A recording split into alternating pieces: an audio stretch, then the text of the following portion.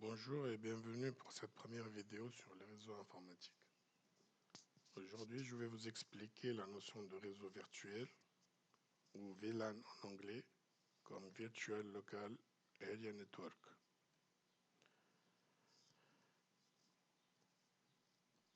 Pour ce faire, on va utiliser notre simulateur de réseau qu'on a déjà utilisé lors de nos précédents TP présentiels. Le schéma suivant, on peut le construire soit à partir du menu de notre simulateur, en construisant le switch et les différentes stations avec les câbles, soit en lisant directement un fichier XML qui contient l'architecture de ce réseau-là.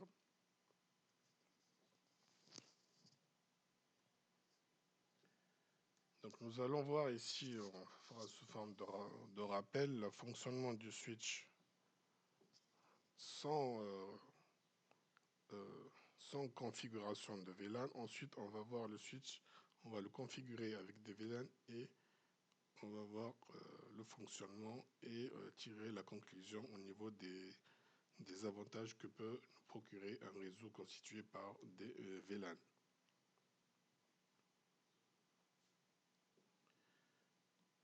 Alors, juste comme rappel, on va essayer de voir comment il fonctionne le switch. Vous le savez déjà, donc par rapport au hub, le switch procède à ce qu'on appelle un phénomène de commutation, c'est-à-dire qu'il reçoit la trame d'une station, et si la station 1 par exemple veut émettre une trame vers la station 6, le switch il reçoit la trame de la station 1 et il l'envoie à la station 6. Ce qui ne se faisait pas avant avec les hubs, puisque le hub, à chaque réception d'une trame, que ce soit en mode unicast ou broadcast, il la diffuse toujours. D'où le problème d'encombrement de la bande passante, et bien sûr des problèmes de sécurité, puisque tout le monde peut voir les messages de tout le monde. Donc je fais une petite démonstration ici. Donc je passe au mode Ethernet. Là, mon réseau, mon switch, alors j'essaie de voir comment il est configuré. Donc clic droit, configurer. Donc je vois qu'il ne gère pas les VLAN. Il a 6 ports. C'est un switch store and forward et il gère le spanning tree. On verra ça dans d'autres vidéo peut expliquer le phénomène des on-the-fly et store and forward, ainsi que le phénomène de la gestion du spanning tree. Donc juste ici, juste pour vérifier que la gestion de VLAN n'est pas configurée dans le réseau, dans le switch. Voilà, je mets OK. Autre notion au niveau du switch que vous connaissez déjà, c'est la table MacPort. Donc je vais éditer pour voir là qu'est-ce qu'elle contient. Je regarde la table MacPort. Elle est bien construite. Je rappelle que la table MacPort est composée de la correspondance entre les adresses MAC des stations et le port. Et en fait, c'est cette table qui permet au switch de bien faire la commutation, c'est-à-dire d'aiguiller chaque paquet uniquement vers le destinataire. Cette table, elle est construite soit au début, quand les stations se vont reconnaître au fur et à mesure qu'elles dialoguent avec le switch, mais aussi on peut le faire directement ici pour des besoins de la simulation en cliquant sur le switch, clic droit sur le switch et découvrir le réseau. Donc juste on va faire un petit rappel. Là je vais vider ma table MacPort.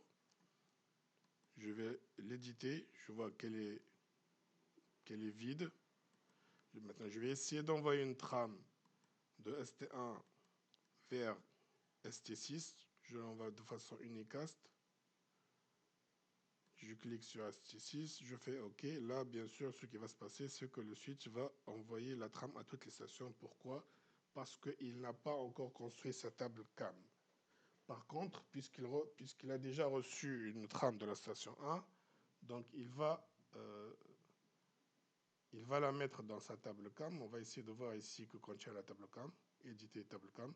Donc clic droit sur le switch, éditer la table CAM, et on voit ici qu'il y a une correspondance, puisque lorsqu'il reçoit la trame de la station 1, il sait que cette trame provient du port 1, donc il construit sa table, il met MAC 1 port 1. Par contre, les autres stations, il ne les connaît pas encore. Donc nous, pour faire vite, puisqu'on a déjà fait ce genre de TP, on va directement clic droit sur la switch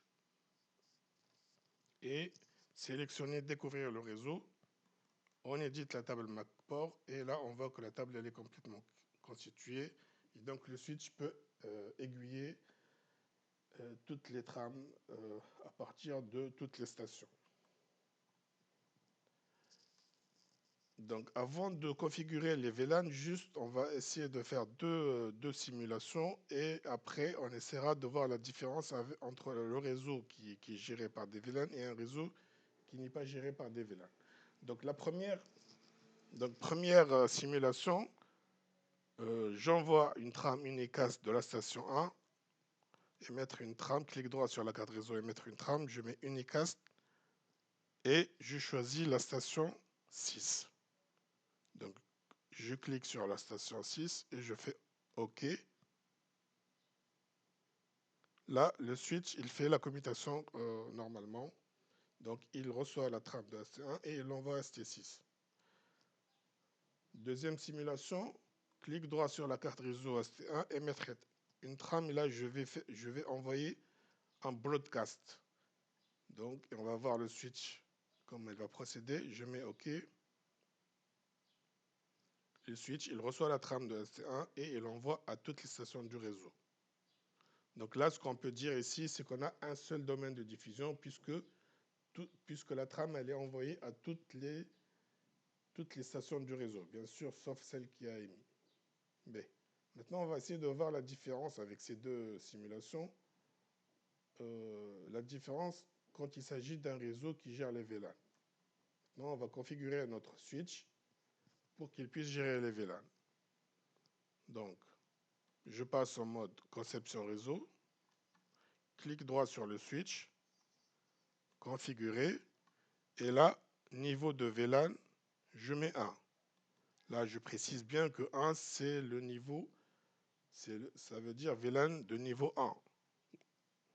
Comme on l'a vu dans le cours, les VLAN de niveau 1, c'est les VLAN qui utilisent les ports des switches pour créer des VLAN. Donc je mets OK. C'est pas encore terminé, je dois procéder à la structuration de mon réseau, c'est-à-dire choisir quelles sont les stations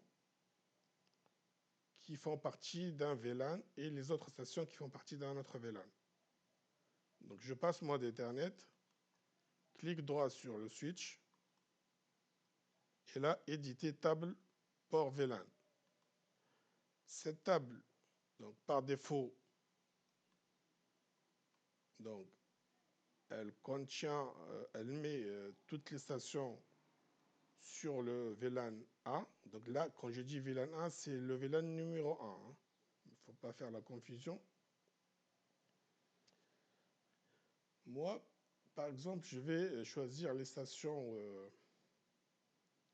2, 4 et 6, un VLAN 2, et je laisse les stations 1, 3 et 5 pour le VLAN numéro 1. Donc je choisis le port 2 et je vais l'affecter au VLAN numéro 2. Je valide, je prends la station 4, je la mets dans le VLAN numéro 2, je valide, et la station 6, même chose, VLAN numéro 2 et je valide. Je fais OK, et voilà. Maintenant, je vais refaire les simulations qu'on a faites tout à l'heure avant la configuration des VLAN. Donc, si vous vous rappelez, la première chose, j'ai émis une trame à partir de la station 1 vers la station 6. Donc, je vais le refaire et mettre une trame unicast Je choisis l'adresse MAC de la station 6 et je fais OK. Qu'est-ce que je vois?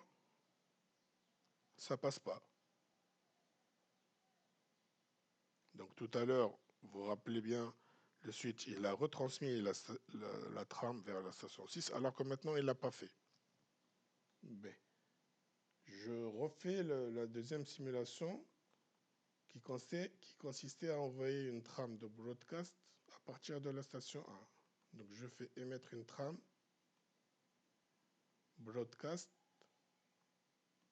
je fais OK, et qu'est-ce que je vois? La trame, elle est transmise uniquement vers les stations 3 et 5.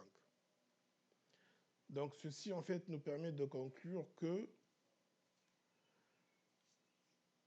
quand une station envoie une trame unicast vers une autre station, la trame, elle ne peut arriver à la station destinataire que si la station destinataire fait partie du même réseau VLAN que la station 1. Là, vous vous rappelez, on peut le vérifier aussi, que la station 6 ne fait pas partie du VLAN de la station 1. On peut le vérifier tout de suite. Donc, éditer table port VLAN. Et là, on voit que la station 6, elle fait partie du VLAN 2, numéro 2. Et la station 1, qui est connectée au port 1, elle fait partie du VLAN 1. Donc, c'est comme si elles ne font pas partie du même réseau. Physiquement, elles font partie du même réseau, mais virtuellement, non. Ce qui fait que le switch, il considère que la station 6 ne fait pas partie. Si elle ne fait pas partie du même réseau que la station 1, il ne lui envoie pas la trame. Même chose au niveau diffusion. Le switch, puisqu'on a dissocié tout le réseau physique en deux réseaux virtuels, maintenant, quand j'émets une trame broadcast de la station 1, le switch, il va la diffuser vers toutes les stations, les home à 3 et 5, qui font partie du même réseau VLAN que la station 1, uniquement. Et quand j'émets une trame broadcast à partir de la station 2 qui fait partie du VLAN numéro 2, je mets OK et la trame, elle est diffusée vers les stations 4 et 6 qui font partie du même VLAN que la station 2. Donc là, combien on possède de domaines de diffusion? On a 2 domaines de diffusion, alors qu'avant, sans les VLAN, nous avons un seul domaine de diffusion. Et là, par contre, on comprend bien les avantages des réseaux virtuels, puisque d'une part, si on a besoin d'envoyer un message de diffusion, on n'encombre pas tout le réseau par des messages de diffusion, mais juste on va se limiter à notre réseau VLAN, donc ce qui diminue l'encombrement de la bande passante, et d'un autre côté, le volet sécurité qui est très important, puisque si jamais, par exemple, on est dans une entreprise et on a notre service GRH dans un réseau virtuel donné, tous les messages de diffusion entre le personnel qui fait partie de ce service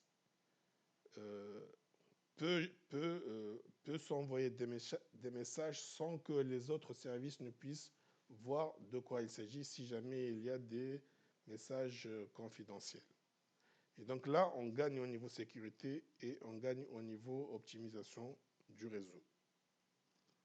J'espère que vous avez assimilé cette notion.